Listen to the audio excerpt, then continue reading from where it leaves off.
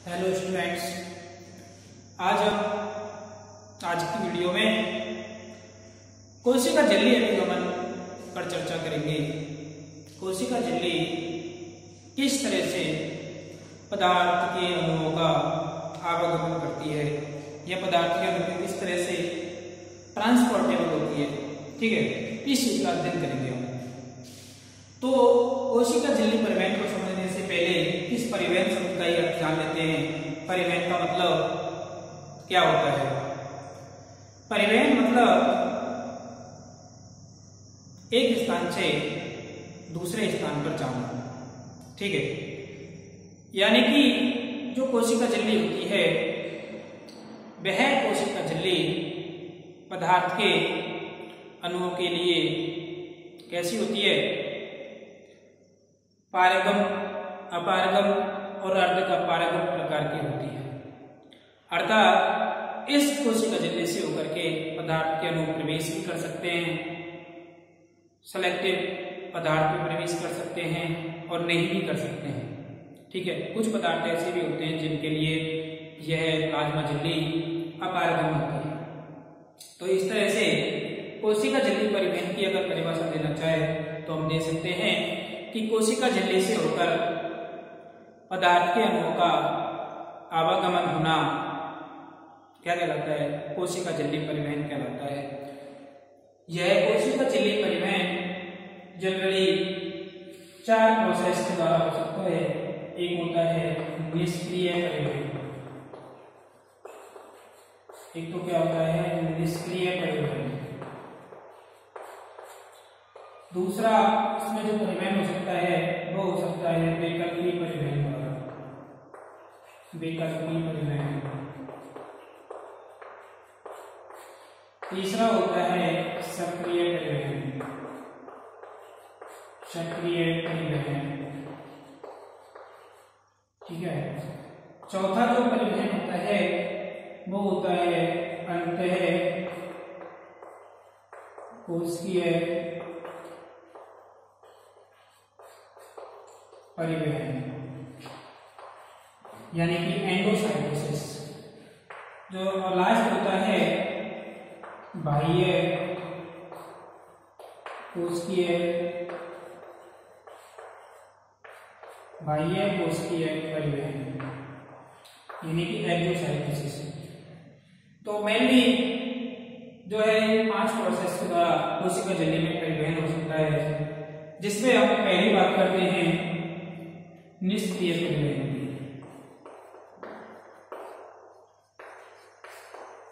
निष्क्रिय परिवहन, ठीक है। निष्क्रिय परिवहन मतलब इनएक्टिव ट्रांसपोर्टेशन।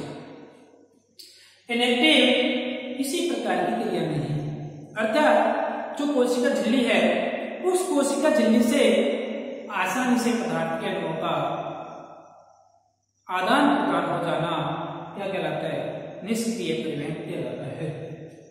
इसमें जो है एटीपी की आवश्यकता नहीं होती है, ऊर्जा की आवश्यकता नहीं होती है। तो इस वजह से इस प्रकार के परिवहन को क्या कहते हैं? निष्क्रिय परिवहन कहते हैं, ठीक है। इसका जो एग्जाम्पल होता है निष्क्रिय परिवहन का क्या क्या होते हैं? तो विसरण होता है, इसके अलावा परासरण होता है। अभी विसरण और परासरण क्या है? एग्जाम्पल निष्क्रिय परिवहन के हैं तो क्या होते हैं विसरण?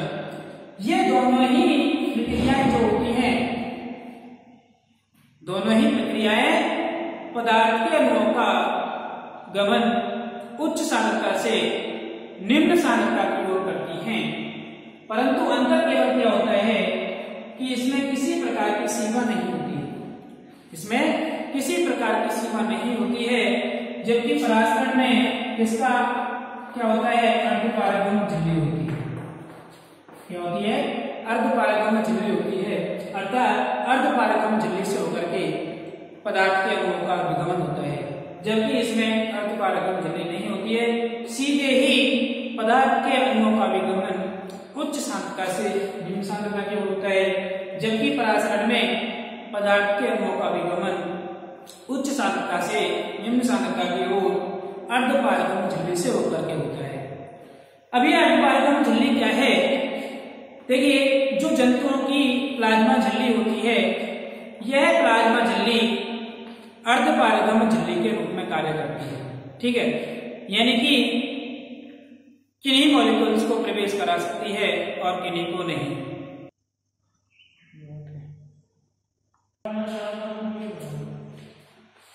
ठीक है, तो समझ आए आपको विसरण और परासरण। ठीक है, ये अर्धपारगम झिल्ली से होकर के होता है और ये बगैर अर्धपारगम झिल्ली से होता है। दोनों में ही अणुओं का विगमन उच्च सांद्रता से निम्न सांद्रता की ओर होता है। ठीक है, अब जो ये परासरण होता है, यह परासरण मुख्यतः दो प्रकार का होता है।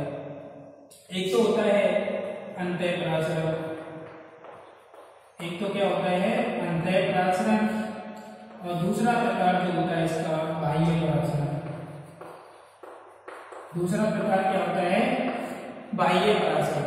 ठीक है, अंतः परासरण और बाह्य परासरण क्या है कि इसे परासरण में उच्च सांद्रता से निम्न सांद्रता की ओर अणुओं का विगमन हो रहा है, तो इसमें जो अभिगमन होगा अणुओं का विगमन अर्धपारगम झिल्ली से कोशिका के अंदर होगा और इसमें कोशिका के बाहर होगा। यानी कि ऐसा परासरण जिसमें अणुओं का विगमन कोशिका के अंदर की ओर होता है, अंतः परासरण, और ऐसा परासरण जिसमें अणुओं का विगमन कोशिका से बाहर की ओर होता है, बाह्य परासरण कहलाते हैं। ठीक है, अब जो ये परासरण है, परासरण विलयन के आधार पर, ठीक है, किसके आधार पर? विलयन के आधार पर या परासरण दाब के आधार पर तीन प्रकार का हो सकता है। पहला हो सकता है समपरासरण।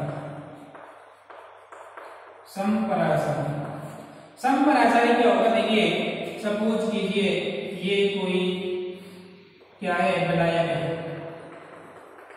इसमें कोई हमने क्या रख दिया है? किशमिश कर दी।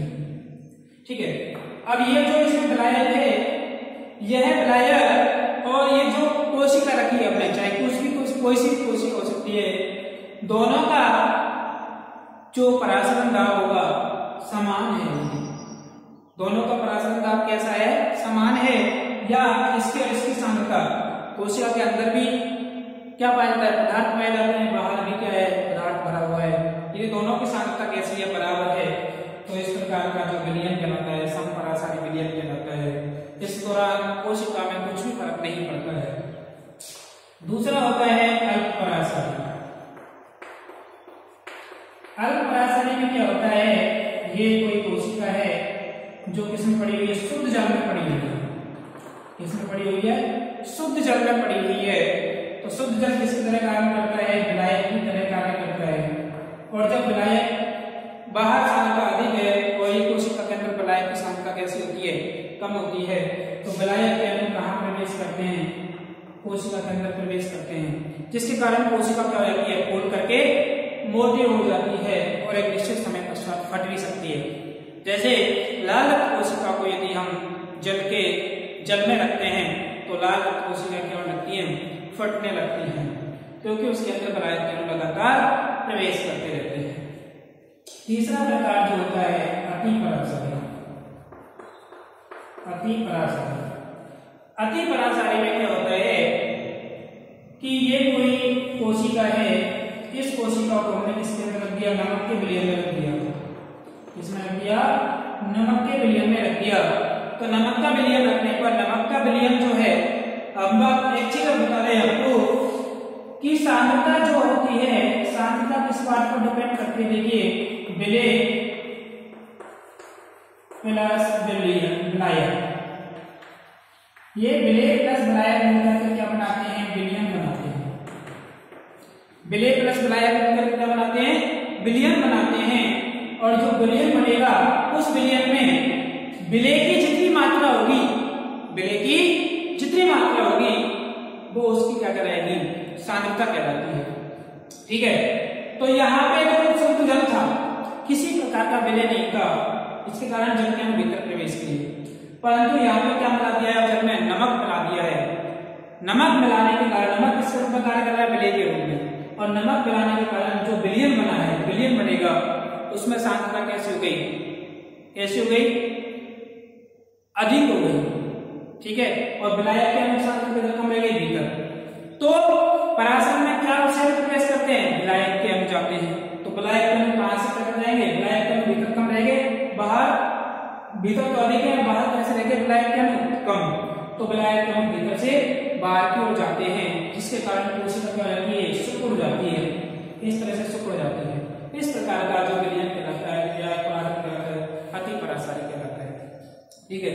इस तरह से ये हो जाता है हमारा निष्क्रिय परिवहन। दूसरा परिवहन की बात करते हैं और विकल्पी परिवहन। क्या होता है विकल्पी परिवहन, देखिए विकल्पी परिवहन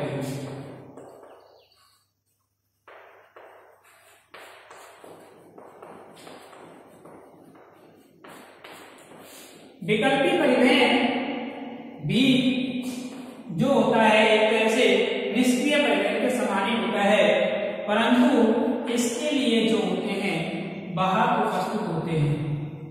क्या उपस्थित होते हैं, वाहक उपस्थित होते हैं। किसी भी पदार्थ के अणुओं के आवागमन के लिए कोशिका झिल्ली पर क्या उपस्थित होते हैं, वाहक उपस्थित होते हैं। और ये वाहक किसके बने होते हैं, प्रोटीन के बने होते हैं। किसके बने होते हैं, प्रोटीन के बने होते हैं, जो कोशिका झिल्ली पर उपस्थित होते हैं। और इसके लिए भी ऊर्जा की आवश्यकता नहीं होती है। विकल्पी अभिगमन के लिए भी क्या है, ऊर्जा की आवश्यकता नहीं होती है। तो किसके द्वारा होता है इसके लिए, परंतु क्या अंतर है केवल कि इसके लिए वाहक उपस्थित होते हैं। कोशिका झिल्ली पर क्या उपस्थित होते हैं, वाहक उपस्थित होते हैं। तो वैकल्पिक परिवहन क्या कहलाएगा कि ऐसा परिवहन जिसमें पदार्थ के अणुओं का विवरण कोशिका झिल्ली से वाहकों की उपस्थिति में होता है। इनकी उपस्थिति में होता है, वाहकों की उपस्थिति में होता है, कोशिका वैकल्पिक परिवहन कहलाता है। ठीक है। अब ये जो वैकल्पिक परिवहन जो होता है ना, मैं 3 प्रकार का होता है। जो वैकल्पिक परिवहन है, वैकल्पिक परिवहन 3 प्रकार का होता है। अब 3 प्रकार का कैसे होता है, देखिए ये कोशिका झिल्ली है,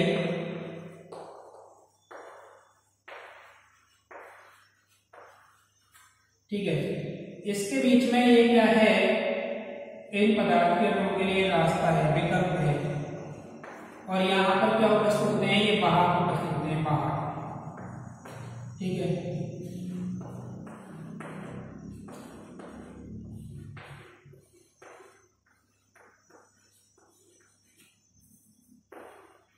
ये इस तरह से कोशिका झिल्ली है, जिनके बीच बीच में क्या उपस्थित है, ये वाहक उपस्थित है, ठीक है। तो इसमें तो कोई भी अणु जो होता है इसके अंदर प्रवेश कर सकता है। कोई भी अणु सीधे ही कोशिका झिल्ली पर वाहक के द्वारा इसके अंदर प्रवेश कर दिया, तो ये क्या हुआ, इस प्रकार का जो परिवहन कहलाता है यूनिपोर्ट कहलाता है, यूनिपोर्ट, ठीक है। अब ये यूनिपोर्ट जो है, इसमें से केवल एक अणु का प्रवेश होता है यूनिपोर्ट में, केवल। अब जो यूनिपोर्ट है, क्या हो रहा है, जो हमने बात की वैकल्पिक परिवहन 3 प्रकार का है। 3 प्रकार में पहला पूछा होगा यूनिपोर्ट, यानी कि एकल परिवहन। अब जो एकल परिवहन में केवल क्या होता है, कोशिका झिल्ली से केवल एक अणु का अभिगमन होता है, केवल एक अणु का अभिगमन होता है। तो यह एक अणु वाहक की उपस्थिति में सीधा यहाँ से निकल गया, और वाहक के रूप में क्या उपस्थित होती है, प्रोटीन। तो इस प्रकार का जो परिवहन है यूनिपोर्ट कहलाता है। और प्रोटीन क्या कहलाती है, यूनिपोर्टर। प्रोटीन क्या कहलाती है, यूनिपोर्टर प्रोटीन कहलाती है, ठीक है। अब दूसरा क्या होता है, इसमें से तो केवल कितने अणु का अभिगमन हुआ है, केवल एक अणु का अभिगमन हुआ है। जबकि यदि एक साथ 2 पदार्थों का अभिगमन हो, एक साथ किसका अभिगमन हो, 2 पदार्थों का अभिगमन हो, ठीक है। और यदि दोनों पदार्थ एक साथ प्रवेश कर रहे हैं, दोनों पदार्थ क्या कर रहे हैं, एक साथ प्रवेश कर रहे हैं, या तो भीतर से बाहर से भीतर की ओर या भीतर से बाहर की ओर, 2 अणु एक साथ अभिगमित होते हैं। तो इसमें बाहर से भीतर की ओर प्रवेश कर रहे हैं दोनों अणु, एक साथ। तो इस प्रकार का अभिगम जो कहलाता है सिम्पोर्ट कहलाता है। क्या कहलाता है? सिम्पोर्ट, यानी कि समपरिवहन। समपरिवहन, ठीक है। समपरिवहन में दो अणु एक साथ कोशिका झिल्ली से होकर के बाहर की उपस्थिति में अंदर प्रवेश करते हैं। इस प्रकार का परिवहन क्या कहलाता है? समपरिवहन या सिम्पोर्ट। और जो प्रोटीन होगी वो क्या कहलाती है? सिम्पोर्टर कहलाती है। क्या कहलाती है? सिम्पोर्टर कहलाती है। तो इसमें दो अणु का विघटन एक साथ होता है। जैसे सोडियम के साथ क्या प्रवेश करते हैं कोशिका में, ग्लूकोज के अंदर प्रवेश करते हैं। तो इस प्रकार का परिवहन क्या कहलाता है? सिम्पोर्ट कहलाता है। तीसरा परिवहन में क्या होगा? यदि इसके अंदर में क्या होगा? दो अणुओं का प्रवेश होगा। एक अणु तो कोशिका के अंदर प्रवेश करेगा और दूसरा अणु कोशिका से बाहर निकलेगा, ठीक है। एक अणु तो कोशिका के अंदर क्या कर रहा है? प्रवेश कर रहा है, ये तो प्रवेश कर रहा है, अंदर आया। और दूसरा क्या हो रहा है? कोशिका से बाहर निकल रहा है। ये दोनों घटनाएं साथ साथ होती हैं। इसकी उपस्थिति होती है, किसकी उपस्थिति में होती है? बाहर प्रोटीन की उपस्थिति में होती है। तो इस प्रकार का परिवहन जो कहलाता है एंटीपोड कहलाता है। क्या कहलाता है? एंटीपोड, यानी कि प्रति परिवहन। प्रति परिवहन कहलाता है।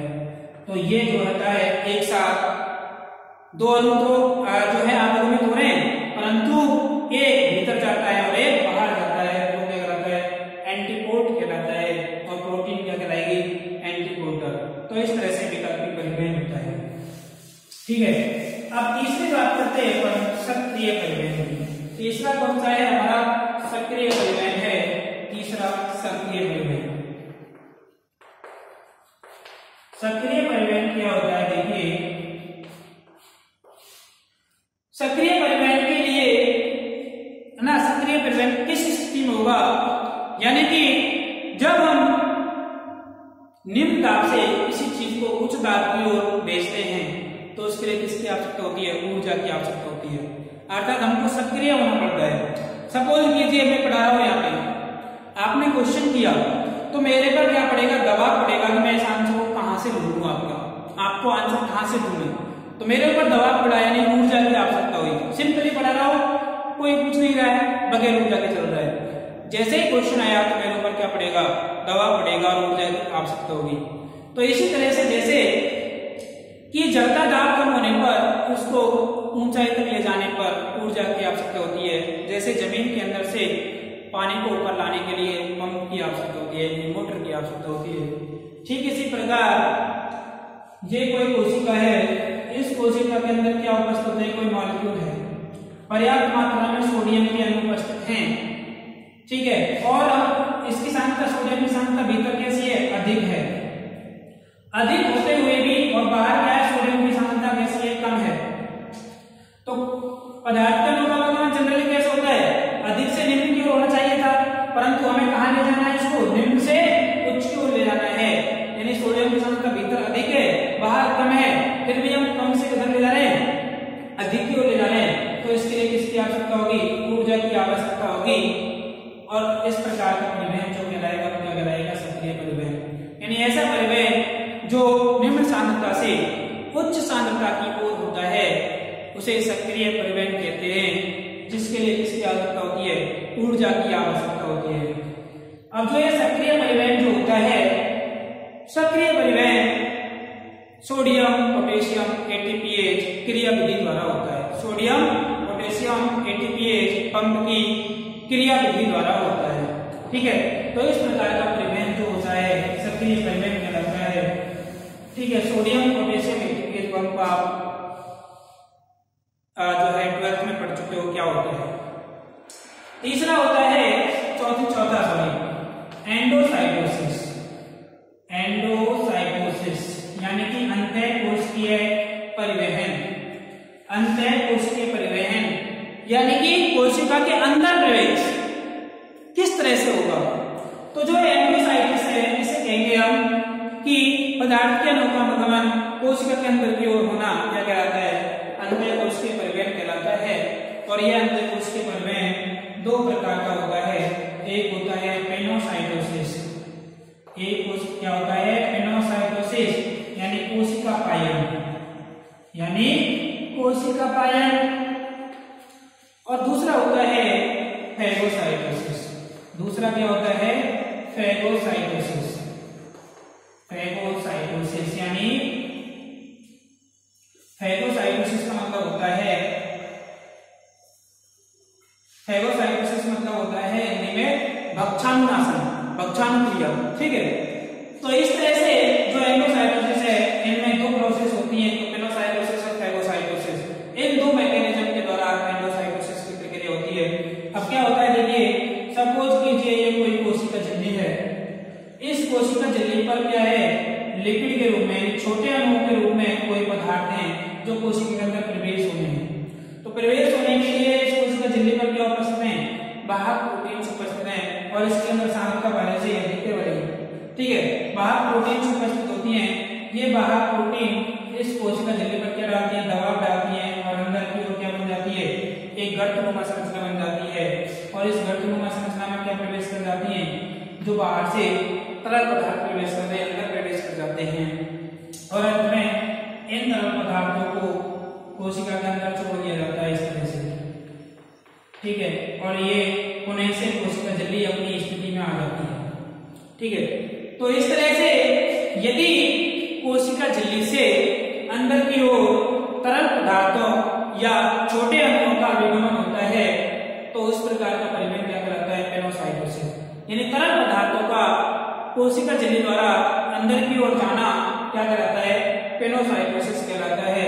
और जो अंदर प्रवेश कर जाते हैं पदार्थ वो क्या कहलाते हैं? पेनोसोम कहलाते हैं। वो क्या कहलाते हैं? पेनोसोम कहलाते हैं। ठीक इसी प्रकार ये कोशिका झिल्ली है, इस पर ठोस कण आए, ये ठोस कण कोशिका झिल्ली के अंदर प्रवेश कर रहे हैं। तो प्रवेश करेंगे तो सबसे पहले कोशिका झिल्ली पर आकर जुड़ गए और कोशिका झिल्ली पर आकर जुड़ करके गर्त में चले जाते हैं और गर्त में जा करके कहाँ प्रवेश कर जाते हैं? कोशिका झिल्ली के अंदर प्रवेश कर जाते हैं और कोशिका झिल्ली अपनी स्थिति पुनः से प्राप्त कर लेती है। ये सारी क्रिया किन उपस्थिति हो रही है? वाहक प्रोटीन की उपस्थिति में। तो इस तरह से ये अंदर प्रवेश कर गया और जो अंदर प्रवेश करता है पदार्थ वो क्या कहलाता है? फैगोसोम कहलाता है और ये प्रक्रिया कहलाती है फैगोसाइटोसिस। यानी कि कोशिका झिल्ली द्वारा बड़े अणुओं का अंतःग्रहण होना क्या कहलाता है? फैगोसाइटोसिस कहलाती है। तो इस तरह से एंडोसाइटोसिस क्रिया हो जाती है। लास्ट बचता है एक्सोसाइटोसिस। लास्ट क्या होता है? एक्सोसाइटोसिस, पांचवा एक्सोसाइटोसिस। एक्सोसाइटोसिस किसे कहते हैं? एक्सो प्लस साइटोसिस। एक्सो का मतलब होता है एक्सो प्लस साइटोसिस, दो शब्दों से बना है। एक्सो का मतलब होता है एक्सिट, एक्सिट मतलब बाहर निकलना, साइटोसिस मतलब कोशिका से, इसका मतलब कोशिका से बाहर निकलना। ठीक है, यानी कि ऐसा परिवहन जिसमें पदार्थ के अणु कोशिका से बाहर की ओर निकलते हैं वो प्रक्रिया क्या कहलाती है? एक्सोसाइटोसिस कहलाती है। ठीक है, तो इस तरह से कोशिका झिल्ली परिवहन जो होता है इन 5 प्रोसेस के द्वारा होता है। आपको समझ आया होगा। किसी तरह की प्रॉब्लम हो, किसी प्रकार की प्रॉब्लम हो तो कमेंट्स करके बताइएगा please. Thank you.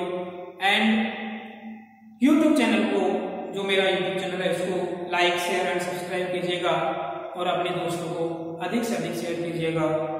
Thank you.